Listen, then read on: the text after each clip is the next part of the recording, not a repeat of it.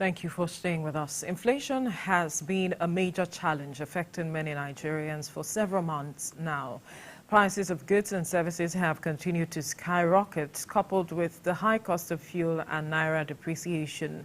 According to the latest inflation data released by the National Bureau of Statistics in October 2023, the headline inflation rate increased to 27.33% compared to that of September, where the rate was 26.72%.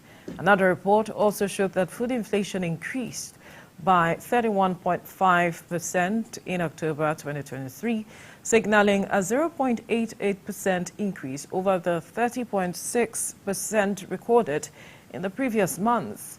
As Nigerians go through this difficult phase, they are hoping that the government takes strategic actions to lessen their burden. Well, joining us in the studio to discuss this development is Public Affairs Analyst Biodun Shomi. Good morning. Thank you for joining us. Good morning. Thank you for having me. Right. And via Zoom is economist Professor Ken Ife.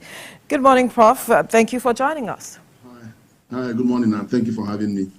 Let me begin with you, Prof. Help us better understand. We know that the CBN government have been putting measures in place, putting policies in place to address this matter of inflation, and but we are still seeing a continuous rise, so to speak, even though the CBN has come out to say that its measures put in place is seemingly having some impact, so to speak, but that is not seemingly resonating with a majority of Nigerians. Help us connect the dots. What is missing? Well, first of all, what we need to come to terms with is inflation is a price mechanism. And in any discussions around inflation or anything price, you have to be looking at the demand and supply perspectives. So what has happened is this. If you look very carefully on the figures and the due distribution of these figures, you'll find out that the food, grains produced in the north have to travel down to the south.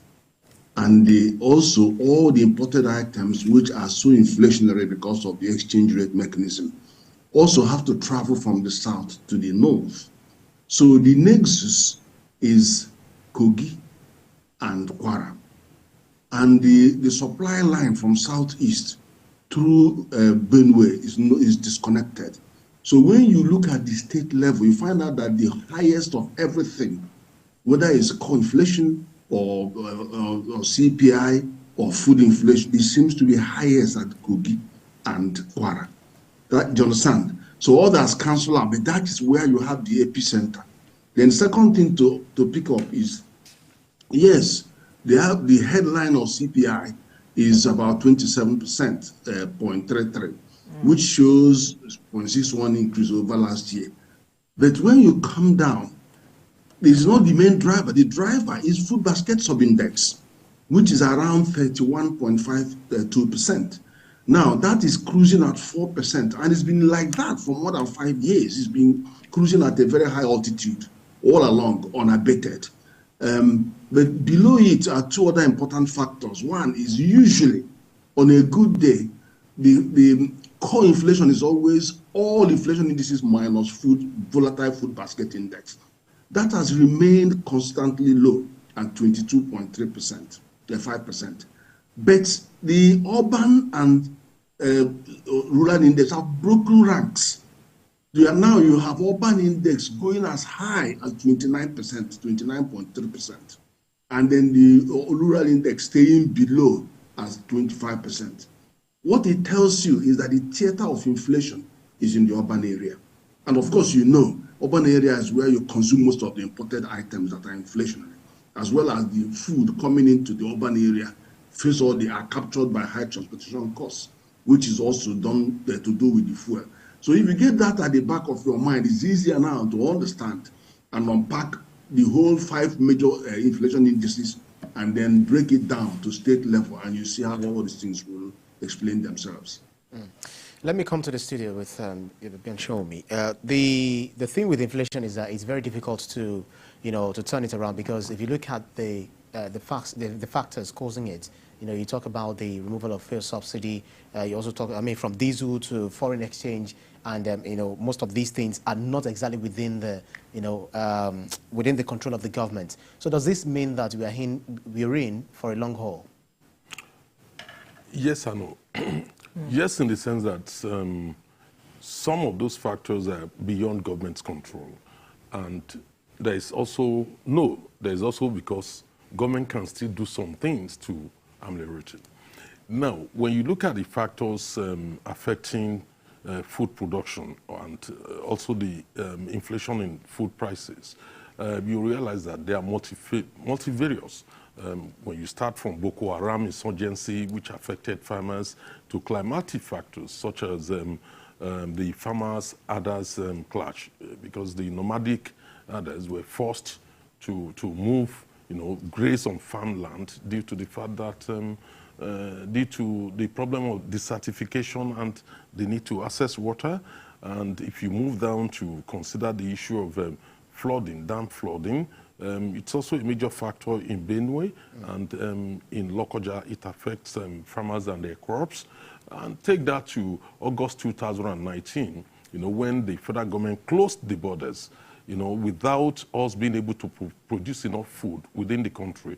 Immediately that spiked the prices of goods and commodities, you know, down to the collapse of the national grid, which also affected, you know, the cost of processed food being produced by manufacturers. Then you talk about the issue of diesel, the removal of subsidy on diesel some years ago also caused about 20% rise in the cost of processed foods, you know, in the country. Then take it down, you realize that down the chain, come down to the fuel scarcity, which started February 2022. You know, it was a major thing, and suddenly when we had PMS crisis on a prolonged basis, you know, transporters were forced, you know, to buy them at a higher rate and then pass it on to the consumers. The consumers moving goods to the market or from the farms also will pass it on to the final consumers, you know, and then that again spiked up the prices of goods and commodities. You have the COVID-19 pandemic. That's also another major issue, which it affected, you know, the productive activities throughout the whole country. Many people were restricted to their homes, people were not able to go to farms, and this went on for so many months. And that affected, we missed the planting season in March that very year. We also missed the October planting season. That created a huge problem for the country. Moving down so this is post-pandemic. Are you saying we have not exactly recovered from the COVID, the impact? No, we have not. The world has not. Moving down to the Buhari's regime, when early this year we had to face a very tough decision of the CBN, you know, to withdraw card supply within the economy. That created huge problems. Many people were spending, you know, about 20–30%, you know, to access their own funds. So farmers had a very tough time during that period. So all these increases were passed on, you know, onto the cost of selling the goods. And again, if you also bear in mind the fact that the economy was almost prostrate because we are spending about 96% of our foreign exchange earning, you know, to service debt. So we didn't have enough dollar, you know, for manufacturers and for farmers, because we are still importing wheat, we are importing corn, we are still importing dairy products and so many other agricultural produce. So the importers were not able to access the forex due to past government mismanagement of the economy. And consequently, what happened is you have to access the forex, you know, at the black market, and you pay a higher rate. And they had to pass on this cost, you know, down to the consumer.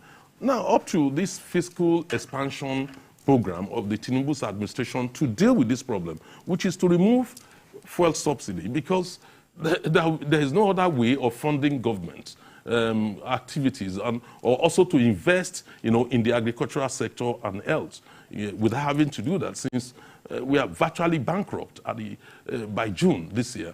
So these are multifarious causes, but government can still do something about some of them. Government may not be able to do anything about Russia-Ukraine war. Government may not be able to do anything about the rising, you know, cost of dollar significantly without us building up our foreign reserves, back. But government is trying to do something. For instance, the blue economy is one of the major things which the government is doing. I'll tell you the reason. Currently, we consume 1.2 million metric tons of fish in Nigeria. 3.6 million metric tons of fish, whereas we produce 1.2 million metric tons of fish. So therefore, the blue or the marine economy, whatever we call it, will be able to allow us to maximize, production of fish. Because one of the major cost of increase in fish prices is because we are importing them. And because the value of dollar to Naira has depreciated significantly by over 50%. So you are bound to have that passed on to the consumer. So if we are able to explore and produce those fishes in our own waters, most of them, then we will be able to control some of it. So government is trying to do something. In addition to... Before you add to that, we need to go on a break quickly. When we return, we'll continue this conversation. Stay with us. Thank you for staying with us. Before we went on the break, we were talking about the matter of the inflation rate, the statistics put forward by the Nigeria Bureau of Statistics that said, according to the latest inflation data, of October 2023, the headline inflation rate increased to 27.3% compared to the September inflation rate, which was 26.7%. And we have been speaking with our guest right here in the studio, a public affairs analyst, Biodun Shomi, and via Zoom, economist, Professor Ken Ife. I'll come to you now, Biodun, to finish your thought where you were talking about what government can do to addressing this situation before we get back to Prof. Ken. Yeah, government can do a lot, and they are trying to do a lot about it because these are part of the issues. It's not just one thing that led to it. It's a series of issues over so many years. Now, part of what government is doing is the blue economy, which they hope will be able to produce more of the fish, although we don't have things like mackerel or stockfish in Nigeria, but we can still produce other fish, the other fishes from our home waters to make sure we have enough. Then also we recently learned that government has lifted the closure of the borders. Of course, that would allow foodstuff to come into the country. Over a period of some months, we can begin to see the prices leveraging at a point. Then also there's the issue of cash crunch availability, which government is addressing. Recently, I learned they got about $3.5 billion. If we're able to arrest, the depreciation of the Naira, that will create a measure of stability which would allow prices to be stable. That government can do, which I believe they can really do that. And they've allowed, in any case, allowed importation of foodstuff into the country. The only snag is because people still cannot access forex, adequately in the market. So there are a lot the government can do. There are some the government can't do anything about it, like Ukraine war, the impact of COVID-19 and some others. Yeah. Absolutely. Let's get back to Professor Ken Ife. I'd like for you to interrogate this talking about the states now, state by state record of the inflation. It's quite burdening, or quite concerning rather, to see states like Kwara State and as well as Kogi State being part of the list of states that are quite expensive to live in. Kogi State, for instance, is still a state that produces food items, one would say, and since it's also close to Benue State, one wouldn't expect to see as much of the cost we are seeing being recorded, thinking that, okay, Kogi State might not be part of those states where it is difficult or expensive to live in. What do you think is at the heart of the expenses that these states by states are recording with regards to how expensive it is to live in? Is transportation also a major factor here? Transportation is the key factor. You see, Benue is the food basket, so they produce the most food in the country. And this, I'm talking about staples. But the thing is that Kogi is nowhere near Benue State in terms of size of production. But because of the dislocation, transport dislocation through the southeast to Benue, there's less coming through there. So everybody is headed to Kogi to pass through to Abuja and all the other ones. At the same time, the Southwest are also coming through Kwara and Kogi. Now, if you look at the food index, the food sub-basket index, Kogi was recording 41.7%. And we can notice that's how many percentage over?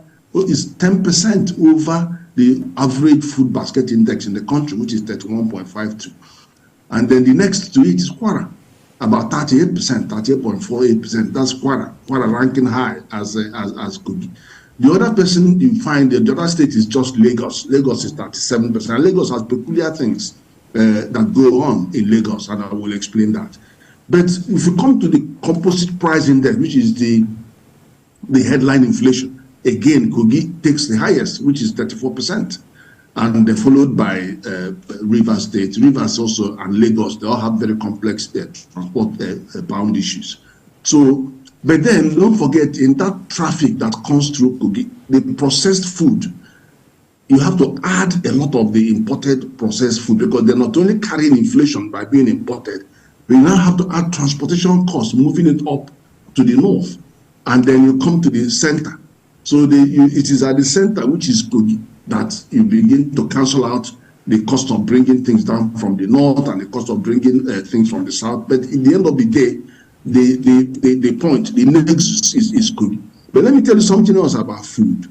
You know, we take, especially how price inflation affects food. Now, first of all, we know it affects, we have price inflation coming from imported food. That's one. But there's one that we don't even talk about. We are surrounded by 100 million Francophone citizens. Right. 3/4 of them are in the landlocked countries. You have the northern Cameroon, you have Chad, you have Mali, you have Niger, you have Burkina Faso, and then of course you have the northern Benin and all of that. About 100 million people. And the ECOWAS Treaty goes for free movement of goods, primary goods, and services and capital and right of establishment. So all those primary grains being moved across the border, there's nothing you can do about it because we are bound by ECOWAS Treaty. And you can't touch this common external tariff because that's already sealed. So you can't pay in dollars because they all settle with Nigerian Naira. Okay. But now let me tell you, because they all settle in Nigerian Naira, 6 years ago, 1 Naira was buying 3 francs CFA. Today, 1 Naira cannot buy 1 franc CFA. It's actually buying 0.7%, 0.7 to 0.8 franc CFA. That tells you that the devaluation is over 80%. So our money is devalued. These guys don't even need to go to farming. What are they going to do in the farm? When they already have adverse weather, they have a flood, they're not interested anymore. The small power that they have, of course, we have to give 40% of Kenji power to them in Niger. They use that to process our grains and then they export them. Or even if they bring it back, we pay higher. So now what that does to price elasticity is this. Now, the grain, they are prepared to pay 100% more on the grain in our boundary, in our frontline states. But we cannot pay 50% more.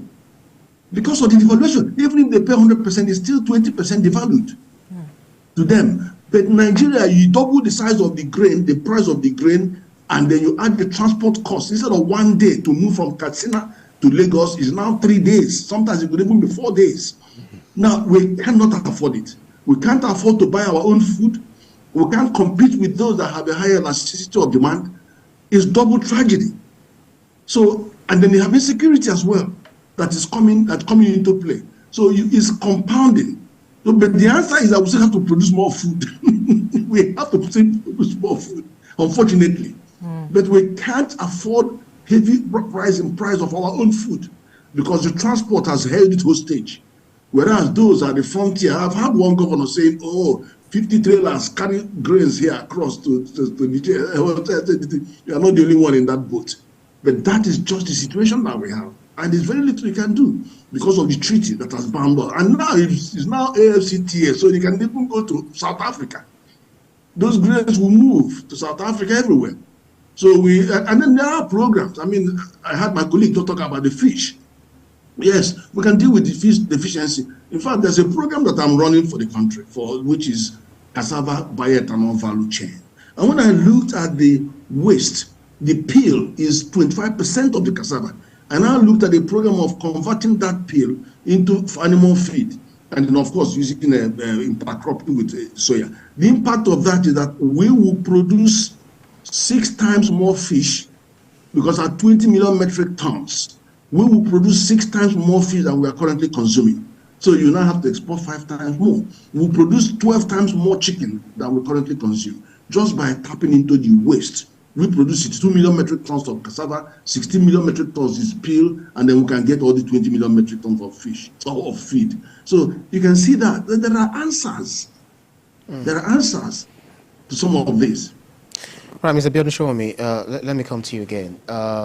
People said that, experts said that if we don't revert to the way we used to do things back in the day, that we'll keep analyzing, the symptoms or the effect of our wrong decision that we made, that we should probably go back to regionalization, true federalism, where we have the regions competing with one another.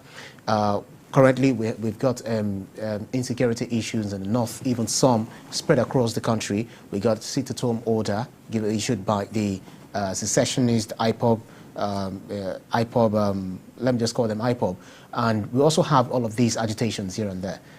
Do you think if we don't revert to true federalism, regionalization to be specific, we'll just keep talking about the effect of all of this? Yes, when you look at when we were practicing confederal system of government, there was a healthy competition. Each region specialized in one thing or the other. The north was noted for the Grand North Pyramid. You have the south producing cocoa and other things. Even coal, the mining industry was booming. Yes, but that on its own, it's ideal that we should go back to true federalism because Nigeria is made up of 36 states, and with the federal government as a coordinating center. So with true federalism, you will be able to achieve much in terms of, tapping into the capacities and the human resources of the people in each area. And then we can, embark on combined and even development. Now, but even then, now, there are other problems. It's not just necessarily because of lack of federalism or true federalism or because of the unitary system of government. That's not just the only reason accounting for the problems which we are facing. It's part of the failure of past government policies. If you remember, we were to produce fertilizer. We had the Nigerian fertilizer company. What came of it till today? We still import fertilizer from Russia and Ukraine. It has not taken off. We've not been able to do anything with it. You'll be surprised that people move as far back as from the north to the south here, up to southwest, to buy chicken waste and then cow waste, dungs and all that, to take to the farm in the north, in Benue to fertilize the soil because of no access to fertilizer. So the issue is just not about that. When you look at also, let me give you a good example in the poultry industry. Grain is the most important part. It's 60% of poultry feeds. Whether you're talking about turkey or you're talking about broiler, it's 60% of the feed. The rest are not. They are minor things. They are not as much as that. But then, when we grow corn, what do we do with our corn in Nigeria? We roast it and eat it. And then we expect the chicken, to feed on what? When you eat what you need to feed your chicken, they are needed, to make the food for the chicken, for the poultry product. So that's why you see the cost of chicken is going to go up significantly, and also the cost of turkey. You're saying we shouldn't be eating the grains? No, that's not what I'm saying. The priority should be on protein. How do you get protein? We get carbohydrate virtually almost every day. Whether you eat gari, eat anything, it's carbohydrate. But you need the protein. So how do you get protein at an affordable cost when in reality we will end up eating those corn? Let me give you a good example. A bag of, say, 25 kilogram of starter feed, or even finisher or grower was selling for about April this year, March, April, it was still about 10,000 naira. That's New Hope brand. How much is it now? 14,000 Naira the same year. So because they had to import grains into the country. And because of that, that has a knock-on effect on inflation. That is why I'm saying there are a lot of things we can do. We only need to prioritize some things. I know that we didn't talk about the climatic problem which we faced last year. When you look at last year, farmers really suffered tremendously. The moment they started planting at the end of March, after 1 week, the rain stopped. Even the rain stopped in Southwest. Yeah. Up till Kwara, then you had flood in Benue, you had flood in Kogi, and some other parts producing food, destroying their crops. The same thing happened with the second planting season in October, and that accounted for huge shortage of food this year. It's part of the issue, that led, when you have a supply problem, you are going to have increase in demand, and then prices will go up. Mm. So that's part of it. So even no matter whether we are practicing federalism, which is ideal, that's what we should be doing. If we really want to develop, we should restructure the country. But even then, with this unitary system, there's still a lot that can be done, in terms of prioritizing even the use of what we produce in the country. Go and speak to fish farmers and see how much the feeds are costing now. That is why you have things very expensive, and we have to worry about the poor people. That is partly maybe why government is declaring an emergency in that food sector, because food is critical. You can't do without food. People will divert resources for health and other things, education, to food. A hierarchy of man's needs. That's right. Right. Let me come to you quickly, Prof. You have identified some issues, just as our guests have identified them, talking about transportation, devaluation of the Naira, waste that you mentioned, and then he also mentioned the matter of climatic conditions. We saw what the floods did, swallowing some farmlands last year and some this year. Let's talk to us about how government should begin to address these issues now that we have narrowed them down to what it is. First of all, growth, employment, all comes from private sector. Nigeria has 42 million MSMEs, which are 48% of the whole of MSMEs in Africa. MSMEs in Africa is 90 million. So we're actually punching above our weight in terms of entrepreneurship, whilst we are only 20% of the population, 20% of the GDP of Africa. But the thing is that we still haven't recognized that the only way you get things done, because the employment, over 90% is from private sector, same MSMEs, is incentive. Private sector respond to incentives. It's not whether you do the generalization or you do the change a system of government or this. In the end of the day, where it is produced by those MSMEs. That's what happens. So it is the incentive that they respond to. In one breath, you've told them, okay, go out and do food, you give them subsidy, you give them fertilizer. Then on the other hand, you bring another policy that encourages more of them to come in, you restricted some items so that they can, infant industries could bet, and they're now substituting and producing, and then you now change policy, you want to now come and sweep all of them away. So you've got all that dynamics going on. So, and don't forget, there isn't anything like steady state in import-export platform. There's no steady state. And even when we calculate tariffs and all of that, we assume that countries will do the right thing, but nobody does the right thing. What they do is this.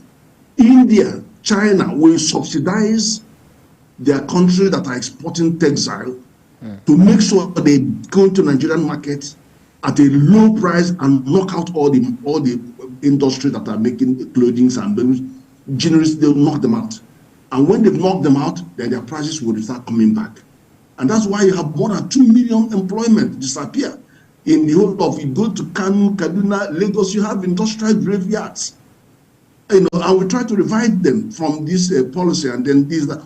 And that's the same thing. Wherever they target, and Nigerians are the people who wear the most clothes. Every Friday you have a shabby. I don't have more than 12 suits when I'm in London. But here, just go and see what happens every Friday. They're doing a shabby, that's why they target your market. The same thing in everywhere. They come and dislocate your refinery so that you'll be exporting that crude and then re-importing them from that. This is the thing, is political economy. You got to understand that. So when you give incentives to private sector of some description, you protect that incentive. Like every country in the world, don't tell me about WTO. I've been the trade advisor, DFI, the trade advisor for Nigerian government in 2021. Every country protects their infant industry. America protects everybody, because if you bring new technology, they have to protect that new technology. That's right. So everybody does that, but you have to do it in a language that is not seen as offensive. And then you go and defend yourself at the WTO, because some people will go out there to take you to tribunal. You defend yourself. Everybody has a right to protect their infant industry. But they also build capacity, competitive capacity. Professor Ken, because of our time, let me quickly squeeze in this question.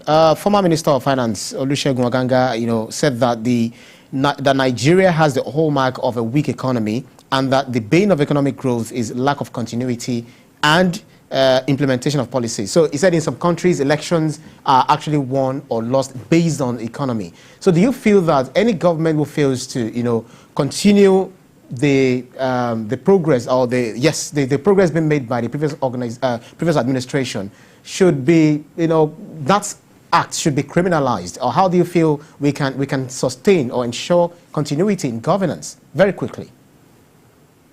Well, the thing is this, I think he's right. Because don't forget, when you give incentive and private sector react to that incentive and you suddenly remove that disincentivize, you are now asking them to pack their bags and go. Because that's what will happen. They will start withdrawing their investment, they move the location, relocate to Ghana, they do all that. That's what they do in consequence. So you taper the disincentive if you wanted to do that, and then you encourage, it's just encouragement. And then you try to make sure you move away from complete control, political control, complete political control, because that will be strangulating the players on the market. And also you have policies that crowd out investment. When you go to the way, sometimes the way the treasury bills are all handled, sometimes they crowd out private sector investment. So he is right in what he said. But the thing is that we still have not realized the criticality of using the private sector to drive our policy. And then making sure that we push them. Nobody, okay, look at domestic investment. All you hear is FDI, FDI. Where is the FDI? You can't find it. But an individual has invested $19 billion in domestic investment in refinery. It's an individual. So nobody recognizes or counts with domestic investors. You can look at the investment that are going on into Kaduna. A lot of domestic investors have appetite. And they're the ones that will borrow the money. Okay. But we don't recognize them. You only think about FDI. We have to wrap up this conversation now. Our time is up, unfortunately. But we must thank you for your time on the program. It's been an insightful one. Thank you, economist Professor Ken Ife, for your time on the program. We must also thank you, public affairs analyst Biodun Shomi, for your time as well. Thank you for having me. Thank you.